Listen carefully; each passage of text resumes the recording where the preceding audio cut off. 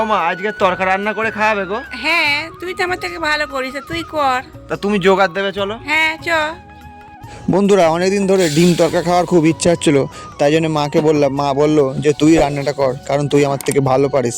তাই মা জোগাড় দিতে চলে এসছে। মা এখানে তরকা কড়াইটা ভালো করে ধুয়ে তার মধ্যে একটুখানি নুন দিয়ে মা তরকা কড়াইটাকে সেদ্ধ করতে বসিয়ে দেবে। এখানে প্রেসার কুকারে আমরা তরকা কড়াইটা সেদ্ধ করেছি যাতে ভালো করে সেদ্ধ হয়। তো বন্ধুরা তরকা কড়াইটা সেদ্ধ করতে বসিয়ে দেওয়ার পরে ওদিকে মা পেঁয়াজ, টমেটো, ধনেপাতা সব কুচিয়ে নেওয়ার পরে আদা রসুন বাটতে যাবে। তোমরা দেখতে পাচ্ছ এখানে কি পরিমাণে আমরা পেঁয়াজ রসুনটা নিয়েছি। তো তারপরে মা শিলে আদা রসুন বাটতে চলে এলো। বন্ধুরা আমাদের তো গ্রামের দিকে বাড়ি, তো আমাদের এখানে মিক্সি প্রচলিত আছে, তবে খুবই কম। তাই আমাদের শিলেতেই আদা রসুন বাটা হয়। তো মা এখানে আদা রসুনটা একসাথে বেটে নিল শিলে। তারপর রান্নাঘরে এসে দেখি মুগ কড়াইটা সেদ্ধ হয়ে গেছে। বন্ধুরা এখানে তরকাটা যে আমরা করবো এটা মুগ কড়াইয়ের তরকা। তোমরা দেখতে পাচ্ছ এখানে পেঁয়াজ, রসুন, আদা, কাঁচা লঙ্কা, টমেটো, ধনেপাতা সবই এখানে রেডি। তারপরে গ্যাসটা জেলে নিয়ে তারপর কড়াই বসছে, তার মধ্যে দিয়ে দিলাম সরষের তেল। তারপরে সরষের তেলটা গরম হতে ছেড়ে দিলাম কুচিয়ে রাখা পেঁয়াজগুলো এখানে দিয়ে বেশ কিছুক্ষণ ধরে ভাজতে হবে যতক্ষণ না লাল হয়। তো পেঁয়াজটা থেকে থেকে ভাজার পরে তার মধ্যে দিয়ে দিলাম গরম মশলা, এলাচ, লবঙ্গ, দালচিনি, তার মধ্যে তেজপাতা ও শুকনো লঙ্কা দিয়ে দিলাম। এবারে এটাকে বেশ কিছুক্ষণ ভাজার পরে একটুখানি জিরে ও একটুখানি পাঁচ ফোড়ন দেওয়া হলো। বেশ কিছুক্ষণ ধরে এই মিশ্রণটাকে নাড়তে হবে। তারপরে যখন পেঁয়াজটা একটু লাল লাল হয়ে এসছে তখন আমি দেবো কুচিয়ে রাখা টমেটোগুলো কড়ায় দেওয়ার পরে তাতে সামান্য পরিমাণ নুন ছড়িয়ে দিলাম, দিয়ে এটাকে বেশ কিছুক্ষণ ধরে নাড়তে হবে। তারপর কড়াইতে কিছুটা পরিমাণ সরষের তেল আবার দিয়ে দিলাম, তার কারণ এবার রসুন দিতে হবে, সেই জন্য একটু তেল দিয়ে দিলাম।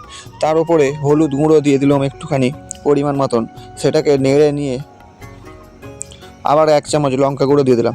যেহেতু এখানে তরকা তৈরি হবে তাই এখানে ঝাল একটু কম হবে। একটু কালারের জন্য সামান্য পরিমাণ চিনি আর আগে কিছুটা নুন দেওয়া ছিল, আবার একটু নুন দিয়ে দিলাম। তারপরে আদা রসুন বাটাটা একসাথে কড়াইয়ে ঢেলে দিলাম। এবারে এই মশলাটাকে অনেকক্ষণ ধরে কষাতে হবে।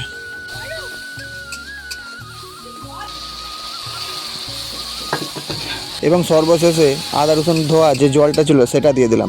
এই মশলাটাকে যত তোমরা ভালো করে কষবে ততই এর খেতে টেস্টফুল হবে। তো যা কুচিয়ে রাখা ধনেপাতা কিছুটা মশলার মধ্যে দিয়ে দিলাম, আর কিছুটা রেখে দিয়েছি লাস্টে দেবো। এবার এর মধ্যে দিয়ে দিলাম কিছুটা জল। এবার এটাকে একটু ফুটতে সময় দিতে হবে। দেখো বন্ধুরা যখন এই মশলাটা ফোটা আরম্ভ হয়েছে কী সুন্দর একটা কালার হয়েছে। ওদিকে সেদ্ধ করে রাখা কড়াইটার মধ্যে এই মশলাটা আমি এবার ঢেলে দিলাম, তার কারণ কড়াইয়ে ডিম ভাজতে হবে, তবেই তরকাটা জমবে। তো কড়াইয়ে সামান্য পরিমাণ তেল দিয়ে এখানে যে দুটো ডিম আমি এনেছি, ডিম দুটোকে ফাটিয়ে আমি কড়াইয়ের মধ্যে দিয়ে দিলাম। এবারে এই দুটোকে আমি ভালো করে ভাজতে হবে। তো বন্ধুরা এতে একটু নুন দিয়ে দিল মা। এবারে এটাকে আমি ভাজবো যেন কুচি কুচি হয়ে যায়, তবেই তরকাতে এটা ভালো করে মিশবে। তোমরা দেখতেই পাচ্ছ ডিমটা অনেকক্ষণ ধরে ভাজার পরে অনেকটা কুচি কুচি হয়ে গেছে। ডিমটা ভাজা হয়ে যাওয়ার পরে মশলা সমেত যে কড়াইটা প্রেসার কুকারে রাখা ছিল সেইটা আমি কড়াইতে ঢেলে দিলাম। এবার এটাকে বেশ কিছুক্ষণ ধরে নাড়তে হবে যাতে ওই মশলাটা ডিমের মধ্যে ঢুকে পড়ে। এবার বেশ কিছুক্ষণ ধরে তরকাটাকে ভালো করে কড়াই নাড়তে হবে। যেহেতু কড়াই সেদ্ধ হয়ে আছে তাই ফোটাতে হবে না। এবারে প্রেসার কুকারে যে জলটা ছিল সেই জলটা ধুয়ে নিয়ে তরকার মধ্যে দিয়ে দিলাম। তোমরা দেখো বন্ধুরা এবার কালারটা কি সুন্দর লাগছে।